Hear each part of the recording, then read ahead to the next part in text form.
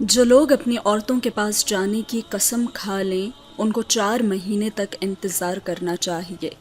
اگر اس عرصے میں قسم سے رجوع کر لیں تو اللہ بخشنے والا ہے، مہربان ہے، اور اگر طلاق کا ارادہ کر لیں تو بھی اللہ سنتا ہے، جانتا ہے۔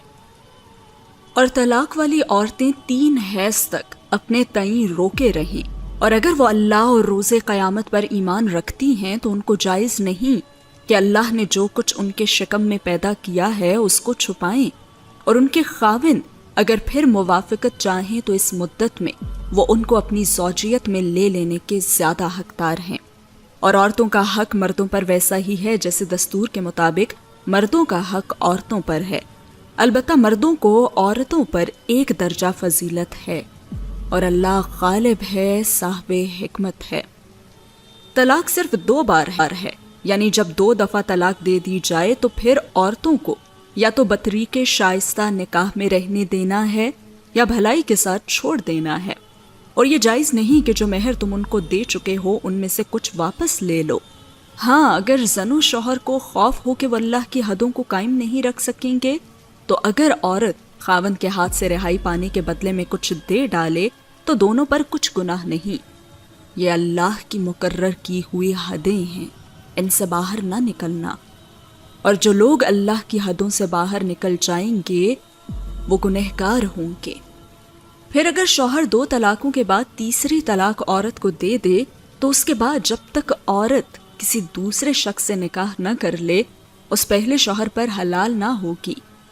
ہاں، اگر دوسرا خاوند بھی طلاق دے دے اور عورت اور پہلا خاوند پھر ایک دوسرے کی طرف رجوع کر لیں تو ان پر کچھ گناہ نہیں، شرط کہ دونوں یقین کریں کہ اللہ کی حدوں کو قائم رکھ سکیں گے، اور یہ اللہ کی حدیں ہیں، ان کو وہ ان لوگوں کے لیے بیان فرماتا ہے جو علم رکھتے ہیں۔ اور جب تم عورتوں کو 2 دفعہ طلاق دے چکو اور ان کی عدت پوری ہو جائے تو انہیں یا تو حسن سلوک سے نکاح میں رہنے دو یا بطریق شائستہ رخصت کر دو، اور اس نیت سے ان کو نکاح میں نہ رہنے دینا چاہیے کہ انہیں تکلیف دو اور ان پر زیادتی کرو، اور جو ایسا کرے گا وہ اپنا ہی نقصان کرے گا، اور اللہ کے احکام کو ہنسی اور کھیل نہ بناؤ۔ اور اللہ نے تم کو جو نعمتیں بخشی ہیں اور تم پر جو کتاب اور دانائی کی باتیں نازل کی ہیں جن سے وہ تمہیں نصیحت فرماتا ہے ان کو یاد کرو، اور اللہ سے ڈرتے رہو، اور جان رکھو کہ اللہ ہر چیز سے واقف ہے۔ اور جب تم عورتوں کو طلاق دے چکو اور ان کی عدت پوری ہو جائے تو ان کو اپنے شوہروں کے ساتھ جب وہ آپس میں جائز طور پر راضی ہو جائیں نکاح کرنے سے مت روکو۔ اس حکم سے اس شخص کو نصیحت کی جاتی ہے جو تم میں اللہ اور روز آخر پر یقین رکھتا ہے۔ یہ تمہارے لیے نہایت خوب اور بہت پاکیزگی کی بات ہے، اور اللہ جانتا ہے اور تم نہیں جانتے۔ اور مائیں اپنے بچوں کو پورے 2 سال دودھ پلائیں۔ یہ حکم اس شخص کے لیے ہے جو پوری مدت تک دودھ پلوانا چاہے، اور دودھ پلانے والی ماؤں کا کھانا اور کپڑا دستور کے مطابق باپ کے ذمے ہوگا۔ کسی شخص کو اس کی طاقت سے زیادہ تکلیف نہیں دی جاتی تو یاد رکھو کہ نہ تو ماں کو اس کے بچے کے سبب نقصان پہنچایا جائے اور نہ باپ کو اس کی اولاد کی وجہ سے نقصان پہنچایا جائے، اور اسی طرح نان و نفقہ بچے کے وارث کے ذمے ہے۔ اور اگر دونوں یعنی ماں باپ آپس کی رضامندی اور صلاح سے بچے کا دودھ چھڑانا چاہیں تو ان پر کچھ گناہ نہیں، اور اگر تم اپنی اولاد دودھ پلوانا چاہو تو تم پر کچھ گناہ نہیں، بشرطے کہ تم دودھ پلانے والیوں کو دستور کے مطابق ان کا حق جو تم نے دینا کیا تھا دے دو۔ اور اللہ سے ڈرتے رہو اور جان رکھو کہ جو کچھ تم کرتے ہو اللہ اس کو دیکھ رہا ہے۔ اور جو لوگ تم میں سے مر جائیں اور عورتیں چھوڑ جائیں تو وہ عورتیں 4 مہینے اور 10 دن اپنے آپ کو روکے رہیں، اور جب یہ عدت پوری کر چکیں اور اپنے حق میں پسندیدہ کام یعنی کہ نکاح کر لیں تو تم پر کچھ گناہ نہیں، اور اللہ تمہارے سب کاموں سے واقف ہے۔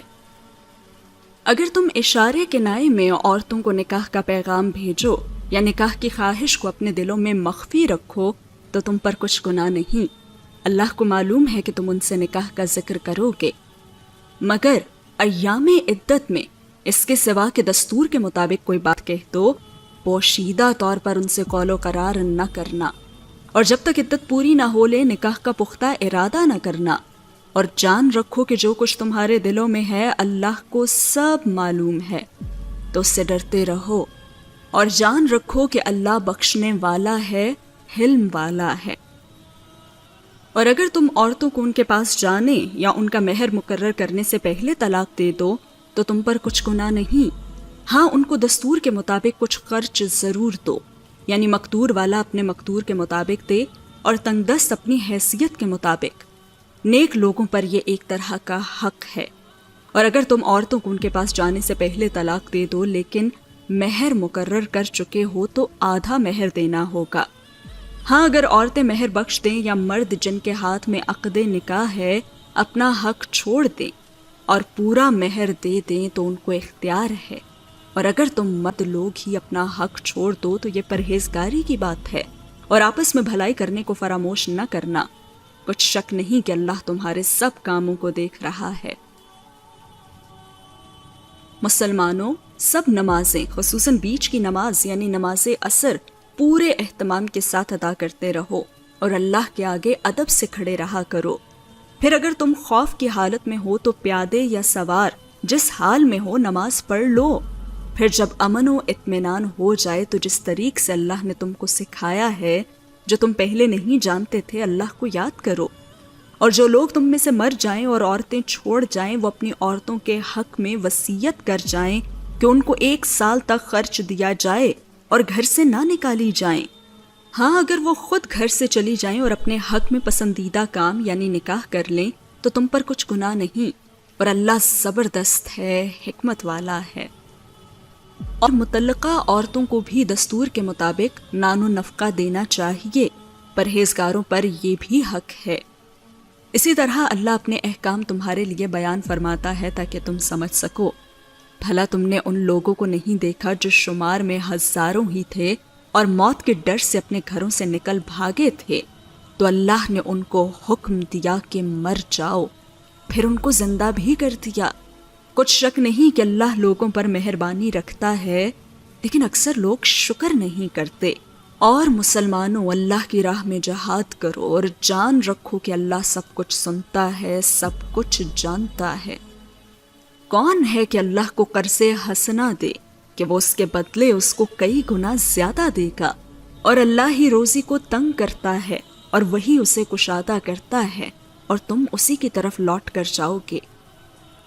بھلا تم نے بنی اسرائیل کی ایک جماعت کو نہیں دیکھا جس نے موسیٰ کے بعد اپنے پیغمبر سے کہا کہ آپ ہمارے لیے ایک بادشاہ مقرر کر دیں تاکہ ہم اللہ کی راہ میں جہاد کریں۔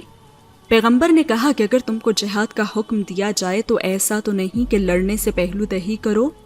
وہ کہنے لگے ہم اللہ کی راہ میں کیوں نہ لڑیں گے جبکہ ہم وطن سے خارج اور بال بچوں سے جدا کر دیے گئے۔ پھر جب ان کو جہاد کا حکم دیا گیا تو چند اشخاص کے سوا سب پھر گئے، اور اللہ ظالموں سے خوب واقف ہے۔ اور پیغمبر نے ان سے یہ بھی کہا کہ اللہ نے تم پر طالوت کو بادشاہ مقرر فرمایا ہے۔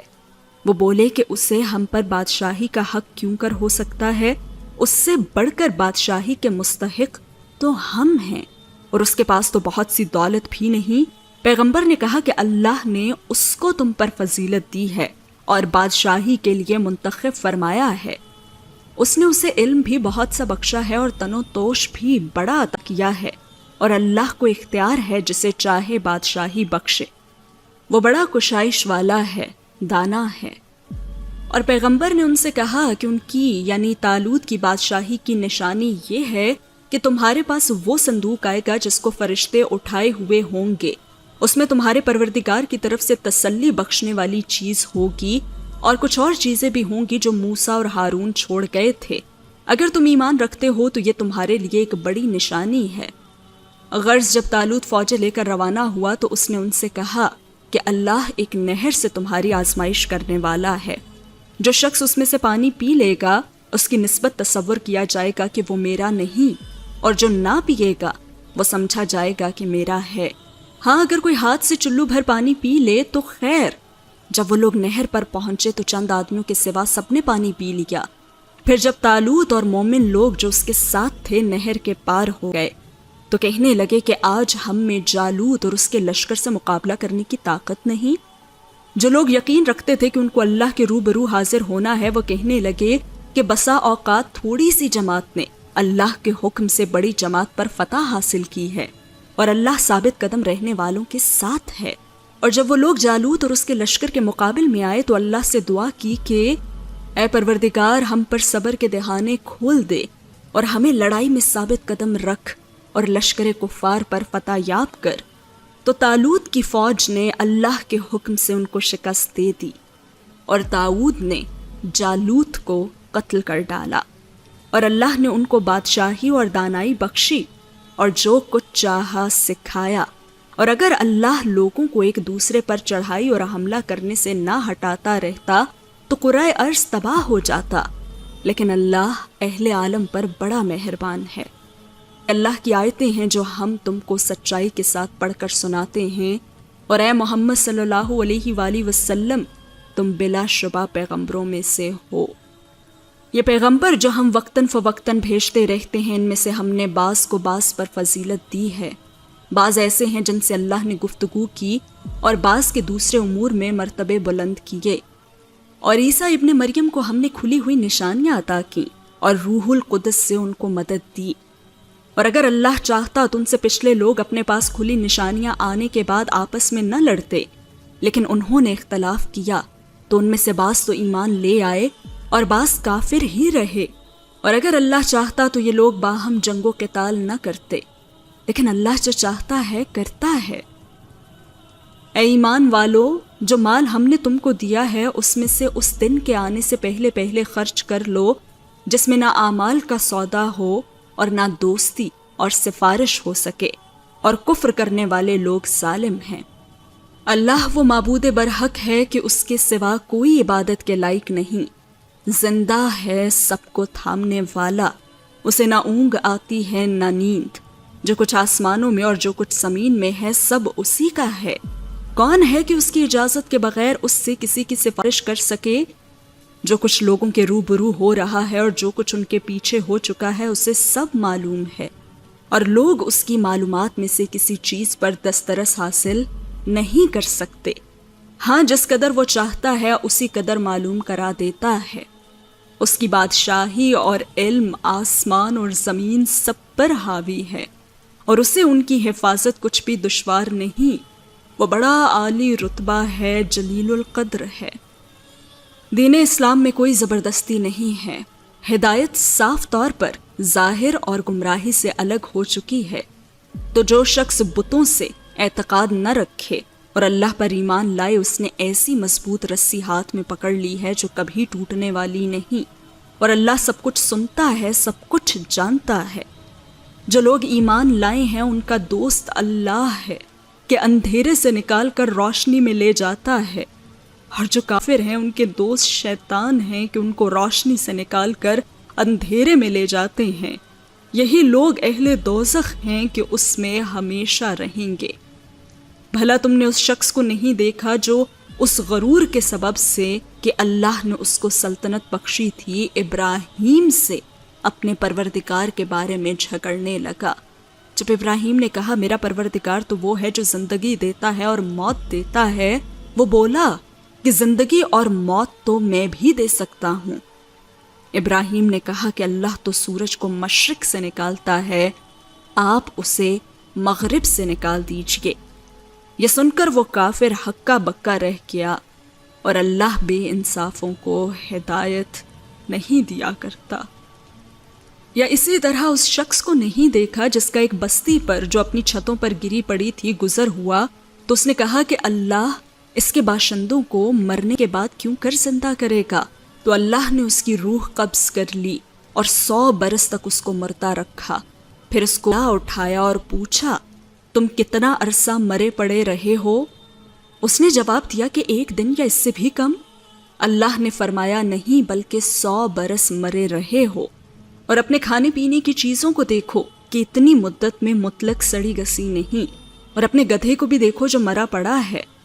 غرض ان باتوں سے یہ ہے کہ ہم تم کو لوگوں کے لیے اپنی قدرت کی نشانی بنائیں، اور ہاں گدھے کی ہڈیوں کو دیکھو کہ ہم ان کو کس طرح جوڑے دیتے اور ان پر کس طرح گوشت پوست چڑھائے دیتے ہیں۔ جب یہ واقعات اس کے مشاہدے میں آئے تو بول اٹھا کہ میں یقین کرتا ہوں کہ اللہ ہر چیز پر قادر ہے۔ اور جب ابراہیم نے اللہ سے عرض کیا کہ اے پروردگار مجھے دکھا کہ تم مردوں کو کیوں کر زندہ کرے گا، اللہ نے فرمایا کیا تم نے اس بات کا یقین نہیں کیا؟ انہوں نے کہا کیوں نہیں، لیکن میں دیکھنا اس لیے چاہتا ہوں کہ میرا دل اطمینان کامل حاصل کر لے۔ فرمایا کہ 4 پرندے لے لو، پھر ان کو اپنے سے ہلا لو اور ان کے ٹکڑے ٹکڑے کر دو، پھر ان کا ایک ایک ٹکڑا ہر ایک پہاڑ پر رکھ دو، پھر ان کو بلاؤ تو وہ تمہارے پاس دوڑتے چلے آئیں گے، اور جان رکھو کہ اللہ غالب ہے، صاحب حکمت ہے۔ جو لوگ اپنا مال اللہ کی راہ میں خرچ کرتے ہیں ان کے مال کی مثال اس دانے کی سی ہے جس سے 7 بالیں اگیں اور ہر ایک بال میں 100 دانے ہوں، اور اللہ جس کے اجر کو چاہتا ہے اور زیادہ کرتا ہے، اور اللہ کشائش والا ہے، سب کچھ جاننے والا ہے۔ جو لوگ اپنا مال اللہ کے راستے میں صرف کرتے ہیں پھر اس کے بعد نہ اس خرچ کا کسی پر احسان رکھتے ہیں اور نہ کسی کو تکلیف دیتے ہیں، ان کا صلہ ان کے پروردگار کے پاس تیار ہے، اور قیامت کے روز نہ ان کو کچھ خوف ہوگا اور نہ وہ غمگین ہوں گے۔ جس خیرات کے دینے کے بعد لینے والے کو ایذا دی جائے اس سے تو نرم بات کہہ دینی اور درگزر کرنا بہتر ہے، اور اللہ بے نیاز ہے، بردبار ہے۔ مومنوں، اپنے صدقات و خیرات احسان رکھنے اور ایذا دینے سے اس شخص کی طرح برباد نہ کر دینا جو لوگوں کو دکھاوے کے لیے مال خرچ کرتا ہے، ہر اللہ اور روز آخر پر ایمان نہیں رکھتا۔ تو اس کے مال کی مثال اس چٹان کی سی ہے جس پر تھوڑی سی مٹی پڑی ہو اور اس پر زور کمیں برس کر اسے صاف کر ڈالے۔ اسی طرح یہ ریاکار لوگ اپنے اعمال کا کچھ بھی صلہ حاصل نہیں کر سکیں گے، اور اللہ ایسے ناشکروں کو ہدایت نہیں دیا کرتا۔ اور جو لوگ اللہ کی خوشنودی حاصل کرنے کے لیے اور خلوص نیت سے اپنا مال خرچ کرتے ہیں ان کی مثال ایک باغ کی سی ہے جو اونچی جگہ پر واقع ہو، جب اس پر زور کا مے پڑے تو دگنا پھل لائے، پھر اگر مے نہ بھی پڑھے تو خیر پھوار ہی سہی، اور اللہ تمہارے کاموں کو دیکھ رہا ہے۔ بھلا تم میں کوئی یہ چاہتا ہے کہ اس کا کھجوروں اور انگوروں کا باغ ہو جس میں نہریں بہہ رہی ہوں اور اس میں اس کے لیے ہر قسم کے میوے موجود ہوں، اور اسے بڑھاپا آ پکڑے اور اس کے ننھے ننھے بچے بھی ہوں، تو ناگہاں اس باغ پر آگ کا بھرا ہوا بگولا چلے، پس وہ جل جائے۔ اس طرح اللہ تم سے اپنی آیتیں کھول کھول کر بیان فرماتا ہے تاکہ تم سوچو اور سمجھو۔ مومنوں، جو پاکیزہ اور عمدہ مال تم کماتے ہو اور جو چیزیں ہم تمہارے لیے زمین سے نکالتے ہیں ان میں سے اللہ کی راہ میں بھی خرچ کرو، اور بری اور ناپاک چیزیں دینے کا قصد نہ کرنا کہ اگر وہ چیزیں تمہیں دی جائیں تو بجز اس کے کہ لیتے وقت آنکھیں بند کر لو اور ان کو کبھی نہ لو، اور جان رکھو کہ اللہ بے نیاز ہے، خوبیوں والا ہے۔ شیطان تمہیں تنگ دستی کا خوف دلاتا اور بے حیائی کے کام کرنے کو کہتا ہے، اور اللہ تم سے اپنی بخشش اور رحمت کا وعدہ کرتا ہے، اور اللہ کشائش والا ہے، سب کچھ جاننے والا ہے، اور جس کو چاہتا ہے دانائی بخشتا ہے، اور جس کو دانائی ملی بے شک اس کو بڑی نعمت ملی، اور نصیحت تو وہی لوگ قبول کرتے ہیں جو عقل مند ہیں۔ اور تم اللہ کی راہ میں جس طرح کا خرچ کرو یا کوئی نظر مانو، اللہ اس کو جانتا ہے، اور ظالموں کا کوئی مددگار نہ ہوگا۔ اگر تم خیرات ظاہر کر کے دو تو وہ بھی خوب ہے، اور اگر پوشیدہ دو اور دو بھی ضرورت مندوں کو تو یہ تمہارے لیے بہتر ہے، اور اس طرح کا دینا تمہارے گناہوں کو بھی دور کرے گا، اور اللہ کو تمہارے سب کاموں کی خبر ہے۔ اے نبی صلی اللہ علیہ وآلہ وسلم، تم ان لوگوں کی ہدایت کے ذمہ دار نہیں ہو، بلکہ اللہ ہی جس کو چاہتا ہے ہدایت بخشتا ہے۔ اور مومنو، تم جو مال خرچ کرو گے تو اس کا فائدہ تم ہی کو ہے، اور تم تو جو خرچ کرو گے اللہ کی خوشنودی کے لیے کرو گے، اور جو مال تم خرچ کرو گے وہ تمہیں پورا پورا دے دیا جائے گا، اور تمہارا کچھ نقصان نہیں کیا جائے گا۔ اور ہاں، تم جو خرچ کرو گے تو ان حاجت مندوں کے لیے جو اللہ کی راہ میں رکے بیٹھے ہیں اور ملک میں کسی طرف جانے کی طاقت نہیں رکھتے اور مانگنے سے آر رکھتے ہیں، یہاں تک کہ نہ مانگنے کی وجہ سے ناواقف شخص ان کو تونگر خیال کرتا ہے، اور تم قیافے سے ان کو صاف پہچان لو کہ حاجت مند ہیں اور شرم کے سبب لوگوں سے منہ پھاڑ کر اور لپٹ کر نہیں مانگ سکتے. اور تم جو مال خرچ کرو گے کچھ شک نہیں کہ اللہ اس کو جانتا ہے. جو لوگ اپنا مال رات اور دن اور پوشیدہ اور ظاہر اللہ کی راہ میں خرچ کرتے ہیں ان کا صلہ ان کے پروردگار کے پاس ہے، اور ان کو قیامت کے دن نہ کسی طرح کا خوف ہوگا اور نہ غم. جو لوگ سود کھاتے ہیں وہ قبروں سے اس طرح حواس باختہ اٹھیں گے جیسے کسی کو جن نے لپٹ کر دیوانہ بنا دیا ہو.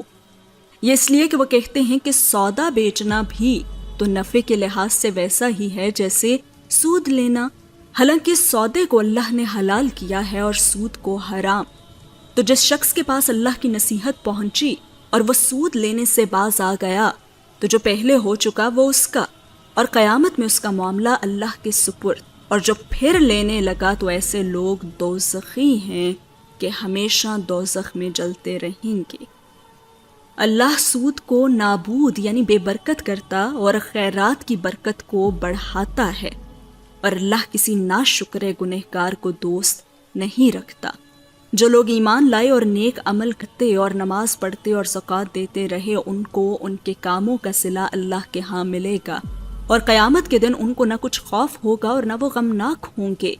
مومنوں اللہ سے ڈرو، اور اگر ایمان رکھتے ہو تو جتنا سود باقی رہ گیا ہے اس کو چھوڑ دو. پھر اگر ایسا نہ کرو گے تو تم اللہ اور اس کے رسول کی طرف سے اعلان جنگ سن لو، اور اگر توبہ کر لو گے اور سود چھوڑ دو گے تو تم کو اپنی اصل رقم لینے کا حق ہے، جس میں نہ اوروں کا نقصان اور نہ تمہارا نقصان. اور اگر قرض لینے والا تنگ دست ہو تو اسے کشائش کے حاصل ہونے تک مہلت دو، اور اگر زر قرض بخش دو تو وہ تمہارے لیے زیادہ اچھا ہے، بشرطے کہ سمجھو. اور اس دن سے ڈرو جب کہ تم اللہ کے حضور میں لوٹ کر جاؤ گے اور ہر شخص اپنے اعمال کا پورا پورا بدلہ پائے گا اور کسی کو کچھ نقصان نہ ہوگا. مومنوں جب تم آپس میں کسی میعاد معین کے لیے قرض کا معاملہ کرنے لگو تو اس کو لکھ لیا کرو، اور لکھنے والا تم میں کسی کا نقصان نہ کرے بلکہ انصاف سے لکھے. نیز لکھنے والا جیسا اللہ نے اسے سکھایا ہے لکھنے سے انکار بھی نہ کرے اور دستاویز لکھ دے. اور جو شخص قرض لے وہی دستاویز کا مضمون بول کر لکھوائے، اور اللہ سے کہ اس کا مالک ہے خوف کرے اور زر قرض میں سے کچھ کم نہ لکھوائے. اور اگر قرض لینے والا کم عقل یا ضعیف ہو یا مضمون لکھوانے کی قابلیت نہ رکھتا ہو تو جو اس کا ولی ہو وہ انصاف کے ساتھ مضمون لکھوائے. اور اپنے میں سے 2 مردوں کو ایسے معاملے کے گواہ کر لیا کرو، اور اگر 2 مرد نہ ہوں تو 1 مرد اور 2 عورتیں جن کو تم گواہ پسند کرو کافی ہیں، کہ اگر ان میں سے ایک بھول جائے گی تو دوسری اسے یاد دلا دے گی. اور جب گواہ گواہی کے لیے طلب کیے جائیں تو انکار نہ کریں، اور قرض تھوڑا ہو یا بہت اس کی دستاویز کے لکھنے لکھانے میں سستی نہ کرنا. یہ بات اللہ کے نزدیک نہایت قرین انصاف ہے، اور شہادت کے لیے بھی یہ بہت درست طریقہ ہے. اس سے تم کو کسی طرح کا شک و شبہ بھی نہیں پڑے گا. ہاں اگر سودا دست بدست ہو جو تم آپس میں لیتے دیتے ہو تو اگر ایسے معاملے کی دستاویز نہ لکھو تو تم پر کچھ گناہ نہیں. اور جب خرید و فروخت کیا کرو مثلا زمین جائیداد کی تو بھی گواہ کر لیا کرو. اور کاتب دستاویز اور گواہ معاملہ کرنے والوں کا کسی طرح کا نقصان نہ کریں. اگر تم لوگ ایسا کرو تو یہ تمہارے لیے گناہ کی بات ہے. اور اللہ سے ڈرو اور دیکھو کہ وہ تم کو کیسی مفید باتیں سکھاتا ہے، اور اللہ ہر چیز سے واقف ہے. اور اگر تم سفر پر ہو اور دستاویز لکھنے والا نہ مل سکے تو کوئی چیز رہن با قبضہ رکھ کر قرض لے لو. اور اگر تم میں سے کوئی دوسرے کو امین سمجھے یعنی رہن کے بغیر قرض دے دے تو امانت دار کو چاہیے کہ صاحب امانت کی امانت ادا کر دے. اور اللہ سے جو اس کا پروردگار ہے ڈرے. اور دیکھنا شہادت کو مت چھپانا، جو اس کو چھپائے گا وہ دل کا گنہگار ہوگا. اور اللہ تمہارے سب کاموں سے واقف ہے. جو کچھ آسمانوں میں اور جو کچھ زمین میں ہے سب اللہ ہی کا ہے. تم اپنے دلوں کی بات کو ظاہر کرو گے تو اور چھپاؤ گے تو اللہ تم سے اس کا حساب لے گا. پھر وہ جسے چاہے مغفرت کرے اور جسے چاہے عذاب دے. اور اللہ ہر چیز پر قادر ہے. رسول اللہ صلی اللہ علیہ وآلہ وسلم اس کتاب پر جو ان کے پروردگار کی طرف سے ان پر نازل ہوئی ایمان رکھتے ہیں، اور مومن بھی سب اللہ پر اور اس کے فرشتوں پر اور اس کی کتابوں پر اور اس کے پیغمبروں پر ایمان رکھتے ہیں، اور کہتے ہیں کہ ہم اس کے پیغمبروں سے کسی میں کچھ فرق نہیں کرتے، اور وہ اللہ سے عرض کرتے ہیں کہ ہم نے تیرا حکم سنا اور قبول کیا۔ اے پروردگار، ہم تیری بخشش مانگتے ہیں اور تیری ہی طرف لوٹ کر جانا ہے۔ اللہ کسی شخص کو اس کی طاقت سے زیادہ کا ذمہ دار نہیں بناتا۔ اچھے کام کرے گا تو اس کو ان کا فائدہ ملے گا، برے کرے گا تو اسے ان کا نقصان پہنچے گا۔ اے پروردگار، اگر ہم سے بھول یا چوک ہو گئی ہو تو ہم سے مواخذہ نہ کیجیو۔ اے پروردگار، ہم پر ایسا بوجھ نہ ڈالیو جیسا تو نے ہم سے پہلے لوگوں پر ڈالا تھا۔ اے پروردگار، جتنا بوجھ اٹھانے کی ہم میں طاقت نہیں اتنا بوجھ ہم پر نہ رکھیو، اور اے پروردگار، ہمارے گناہوں سے درگزر کر اور ہمیں بخش دے اور ہم پر رحم فرما۔ تو ہی ہمارا مددگار ہے، سو ہم کو کافروں پر غالب کر۔ آمین ثم آمین۔ اللہ پاک سے دعا ہے کہ ہمارے پڑھنے میں اگر کسی قسم کی کوئی غلطی ہوئی ہو تو اللہ پاک اسے معاف فرما کر ہماری اس کوشش کو قبول فرمائے۔ ہم پڑھنے والوں، آپ سننے والوں کو اور اس سب کو آپ تک پہنچانے میں جس جس شخص نے جو ایفرٹ کی ہے، اللہ پاک آپ سب کو اس کا اجر دے اور آپ سب کی دنیا و آخرت کو سنوار دے۔ آمین۔ اور آپ بھی آگے اپنے دوستوں کے ساتھ ضرور شیئر کیجیے گا اور دعاؤں میں یاد رکھیے گا۔ اللہ حافظ۔